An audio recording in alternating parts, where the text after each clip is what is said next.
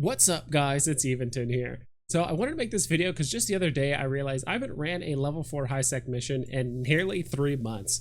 And I think what kind of reminded me of that was I was actually talking with a few of my court mates the other day about running high sec missions or trying to run some of the epic arcs for some of the empires, and I haven't actually done any of the epic arcs yet. So that might be something I might do here in the near future. But I managed to dust off this old level 4 mission runner. It's been quite a while since I've used this ship.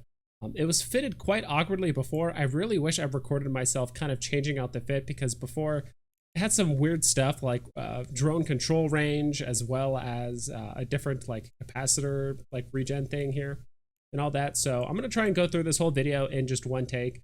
I adjusted the ship a little bit. This actually might be quite a bit over tanked, so occasionally I'll swap out this shield boost amplifier for a 100 MN afterburner, just so I can kind of get to some of the gates a bit quicker. And we have a Pith C-type extra large shield booster, so this is actually quite a blingy mission runner. I might actually start a series if I start getting into like running level 4 missions occasionally, or at least a bit more often. I might try to do some really inexpensive fits, or at least some battle cruiser fits that you can run to do level 4 missions, because ever since the industry changes, some of the battleships have gotten absurdly high in price. I think they've kind of steadied out over the last month or so, but some of them are really expensive compared to what they were before the industry update. So I might give some alternatives. But I'll go ahead and link my fit down in the description below. Though I do think I can make some adjustments, because we are running a C-type extra large shield booster. Honestly, I rarely turn this thing on. I ran one mission prior to this, and I rarely ever turn this on, and I believe it was one of the harder missions. I forgot which one it was. But down here in the low slots, I probably could add some, maybe even drone damage amps, as well as some other stuff. So the fit was actually quite a bit different last time. Sorry for the siren in the background, but the drone damage amplifiers down here in the low slots were actually taking up a ton of CPU, so I had to make some adjustments with the fitting and all that. But I'm actually going to go ahead and accept this mission, and I'm trying to remember which mission this was. This is Silence the Informant, and we're actually going, how far are we going with this? Just one jump over, so not too bad. There's not too much travel with this mission, if I remember right, if I'm looking at the mission kind of information. And even after I've run these missions literally hundreds of times, I still forget like the spawns and how far gates are and all that. So I still forget to do some of that stuff occasionally. So we'll go ahead and undock the ship, and I believe this is the one where the first room there is some there's actually some rogue drones that actually drop some of the elite drone AI. So this is actually, at least in my opinion, one of the more profitable level 4 missions. I'm gonna go ahead and start warping over there. We're just gonna run this all the way through. I'm not trying to remember how long this mission took, just because it's been so long since I've ran these missions. The last mission I did probably took, let's say like 15 minutes or so. So not too long. Although this is honestly much slower ISK-wise when it comes to, you know, instead of doing the wormhole combat sites, which I'd much rather do if all I was focused on was raw ISK. But then again, if you're in a wormhole, there's a chance you could get ganked. A lot of things can happen. This is definitely more consistent, and I would say relatively safe compared to wormhole space, but you do make it less ISK. But the benefit is you are getting standings as well. So I would say that's the main benefit of all of this. And eventually I do want to get my Caldari standings up to 3 so I can start running. I believe it's either 3. There it is. Yeah, so it's 3. So right now my standings are at 2.91. So I'm getting really close. And I believe I'm one storyline mission away from getting that done. But then again, it's been so long since I've done this stuff, I actually forgot. Someone told me too that like running storyline missions actually completely dumpster your standings for all the other empires, or maybe some of the other like empires and corporations as well. So that is one thing I did kind of want to talk about too as well. It's just like, this might even dictate its own video. I'll probably have to maybe get on some like guests or people that want to talk about level 4 missions, because the whole standings algorithm, or the whole standings part of the game, is just honestly a nightmare to deal with. When you increase one standings, then 2 other corporations lose, your standings go down, and it's a constant tug of war between different corporations, or I should say empires, and as well as, and it should be that way, like it makes sense lore wise and all that, but it seems like a complete nightmare for players, as well as there are certain missions and standings that are kind of hidden and there's not a lot of information. I don't know. Like I remember hearing some of my court mates as well as some other people talking about it before. And a lot of stuff just like just straight up just does not make sense for the most part. So we're going into this first room, and I believe this is the room where this is actually one of the few like level 4 missions where they actually mix a lot of the types of enemies you're going to be facing off against. So all 4, I should say, I believe there's either 5 or 6 of these elite drone like parasite battleships. And we are actually running cruise missiles with this. So we're just running T2 cruise. And first thing I'm going to do is probably change my overview. And I remember this, right when you get locked on, these other battleships will start spawning as well. So drop our Wardens. So this guy, we should probably actually be killing the guys that are furthest away. Not that it's that big of a deal, only because these battleships are actually the ones that drop the elite drone AI. And I believe by the time you kill all these off and the mobile tractor unit's pulling all these battleship wrecks in, you can kind of go on to the next gate. To be honest, I used to be the guy that used to want to like kill everything, kill all the wrecks, wait till the MTU pulls everything in, salvage all the wrecks. Not so much anymore. Like more now, I would say like early on when you're doing your mission running, unless you're running multiple accounts and you're able to effectively kill stuff and you actually have an alt following you around in the salvager. That's probably doable, but right now all my alts are in the wormhole and probably doing other stuff. So, and as you can see, I'm not in any danger of losing my ship at all whatsoever, but we are downing these battleships really, really quick. And we're doing thermal damage because these are drones, which do their second lowest resist is thermal though.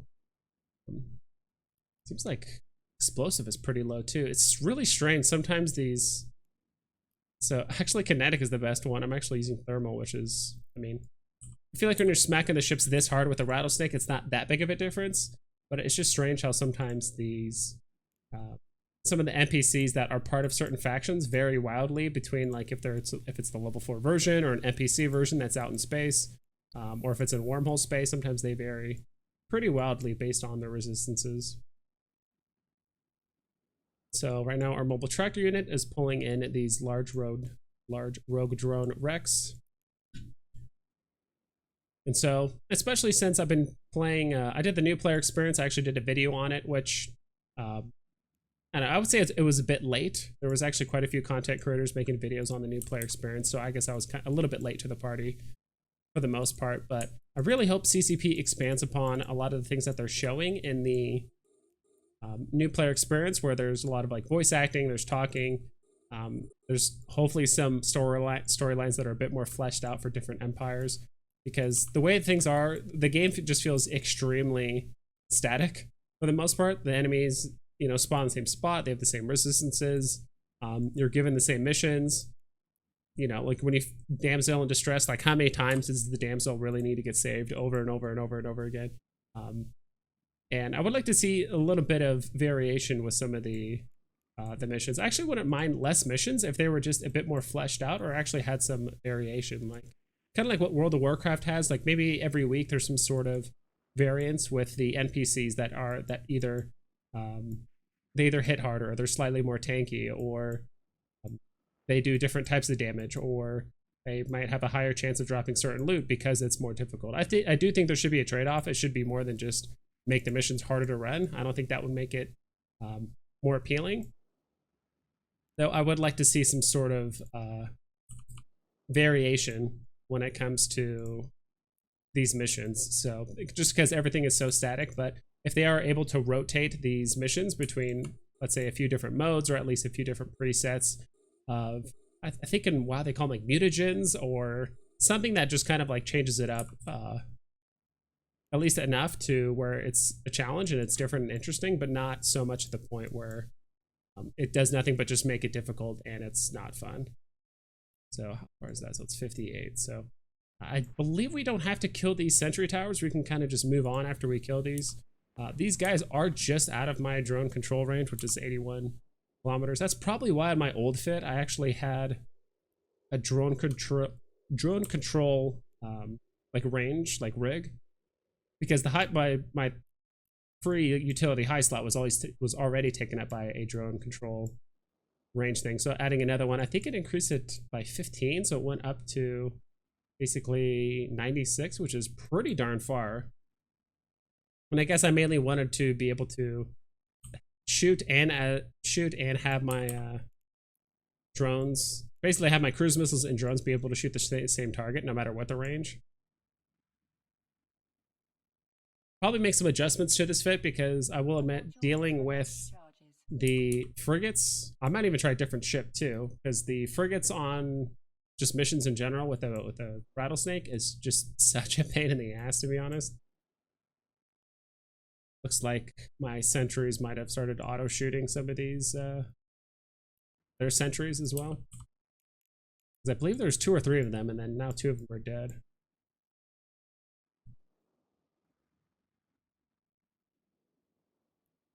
Is my tractor beam thing working? It's pulling something else. I think we can take the gate at this point. And actually what I should have been doing this whole time was approaching this gate. So open this. We'll loot that. We are missing a wreck, but honestly, just for the sake of the video, I do not want to wait another 4 minutes just to pull in this wreck and get a couple mil. It's just honestly not worth it. So also what we could have done during that whole time, just to save me a bit of time, because we do not have a prop mod on this. We actually want to load up kinetic, because according to the mission thing, it says we are going to be fighting some of the, I don't mean, it doesn't even say the name. I don't know, they look like the God, I'm just so drawing a blank right now. Sorry, it's kind of late. It's been somewhat of a long day. They look like the Angel Cartel. Yeah, it's like the Angel Cartel ships. Though again, they do have like slightly different resists compared to the Angel Cartel. So we're just going to skip that sentry tower. We're just going to keep moving ahead. This next room, I do remember running quite a bit. The main pain in the butt about this next room is just dealing with the spider drones.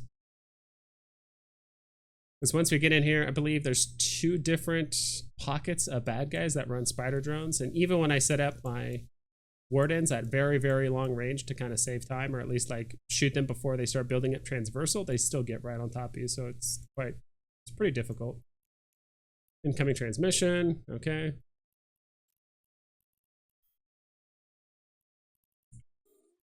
Actually, we're gonna lock up all these small ships first. Unlock that one. Because this one, these are aggroed by different pockets. As you can tell, the lock time for the frigates take a very, very long time.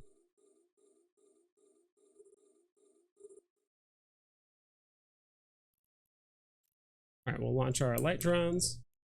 Start shooting this. Put our light drones on. Because honestly, the biggest thing that just time gates me from going to the next room, usually, is just being able to kill the frigates. Like, I could put out heavies, I could put out sentry drones, and smack all the cruisers and above, like, very quickly. But it's always the frigates that take the longest to kill in these types of missions, so we are slapping the mercenary commander. And I actually just realized too, I actually do not have a skin for the Rattlesnake at all. I believe I do have some skins available, but I just haven't really applied them because I think it's just the ship I just hardly ever use. For the longest time, I was using a Praxis for mission running, and then my very first mission running ship was the Gila. I actually ran that for a while. And then after that, I started using the Praxis when I started to kind of graduate up to a battleship. And then after that, I started using the Typhoon, I believe, like the Typhoon fleet issue, which I still have. And honestly, that ship is infinitely more fun to fly and run missions with, even though it's probably not as effective, or, it doesn't have the range, or it doesn't have the consistent damage of the Rattlesnake, though I think it can pump out more damage in a short amount of time. Some pretty good visuals here.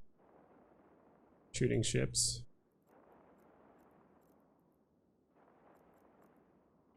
Look at this guy. He should die next volley. Oh, maybe not. One more volley and he should be down.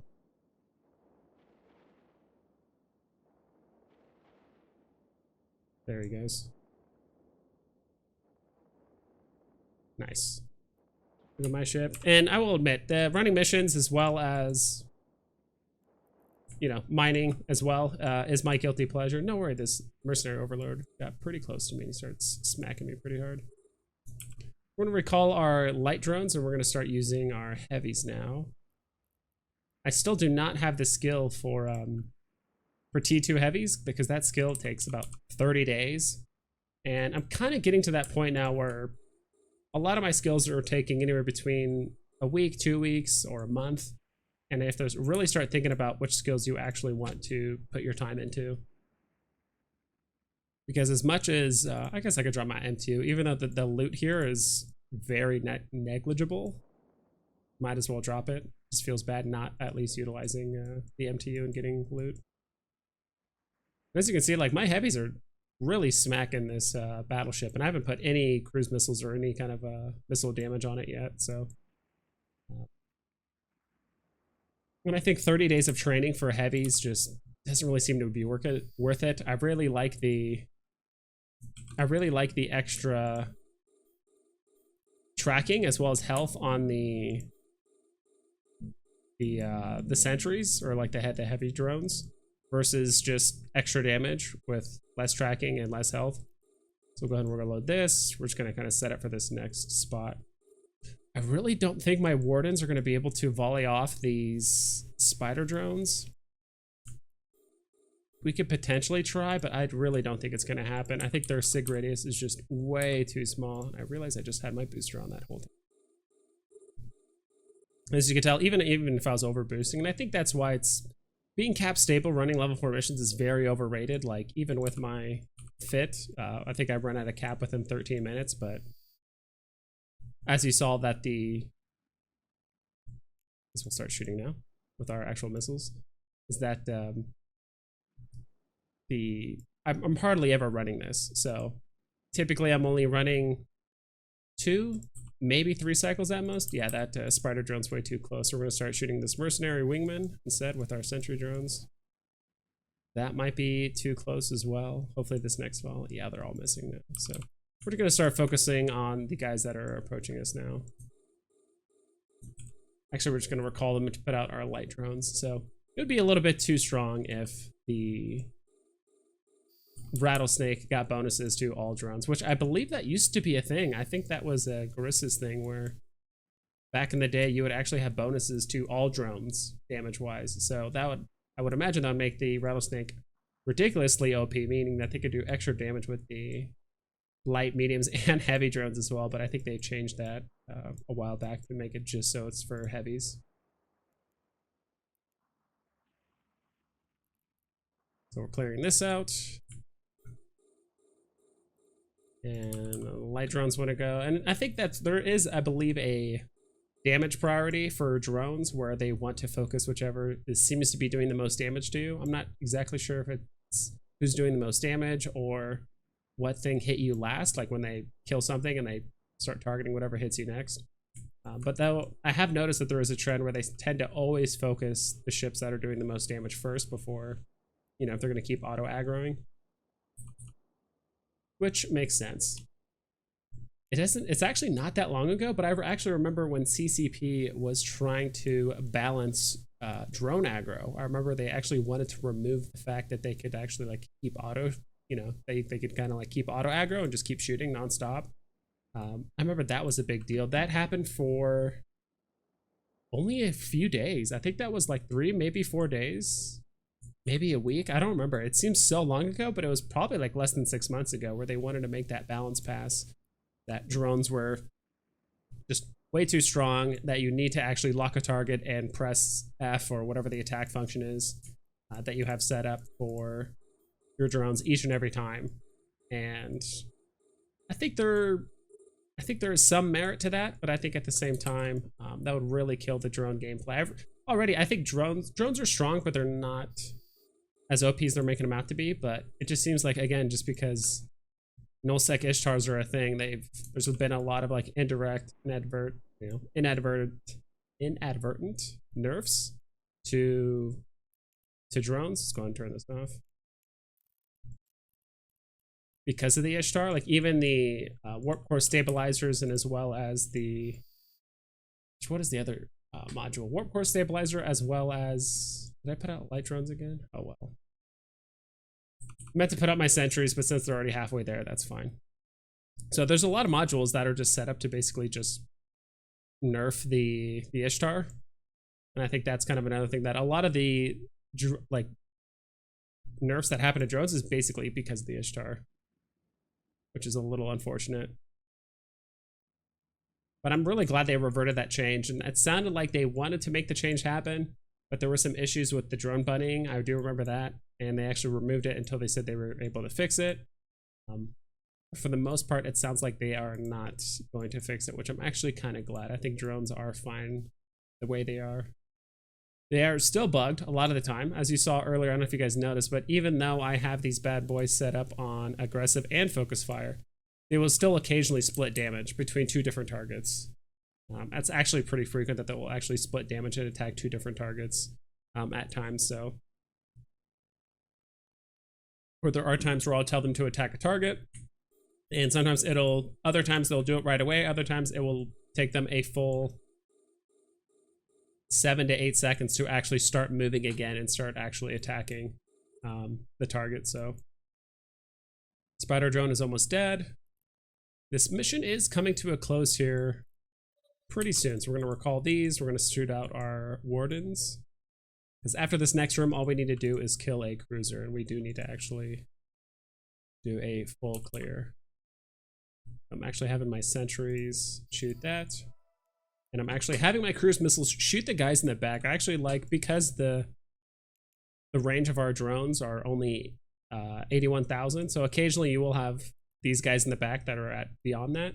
So occasionally you can actually start killing all the guys at 70, and then your drones won't have anything to shoot for a while. So you're still doing DPS. Like, that's the whole point of damage per second, is as long as both my drones and my cruise missiles are firing and they're landing their shots, we're still just doing damage.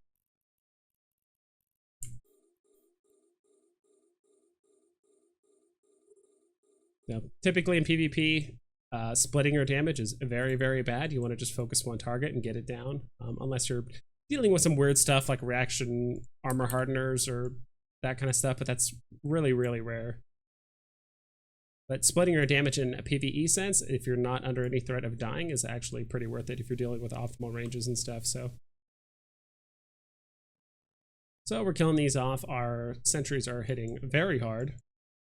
Part of me is really curious about how much stronger are T2 sentries. Let me know down in the comments below if you guys feel like there is a major noticeable difference between T2 sentries and like the faction sentries. I'm just really enjoying the fact that there's extra health, as well as tracking on the faction versions. So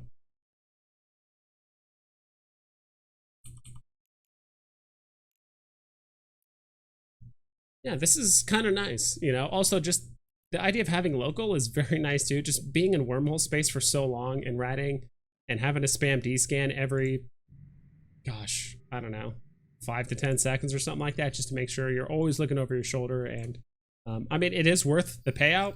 You are probably able to make anywhere between 3 to 5 times more ISK, like per hour, running like level 3 missions, running level 3 combat sites than you are running like level 4 missions.